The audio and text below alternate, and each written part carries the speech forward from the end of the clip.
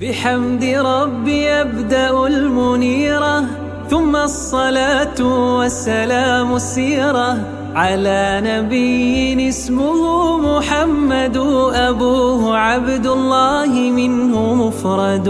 أبوه عبد الله منه مفرد، وجده شيبة عبد المطلب من نسل عدنان وأصله العرب، وأمه بنت لوهب آمنة، أجداده بين قريش كائنة، أجداده بين قريش كائنة، مولده في البلد الأمين عام قدوم الفيل للتبيين، في يوم الاثنين ربيع الأول في 12 حسابا عولي، في 12 حسابا عولي، مسترضعا أتم مع حليمة 4 الأعوام في غنيمة، وأمه عقيب 6 ماتت، وجده بعد 8 وافت، ثم أبو طالب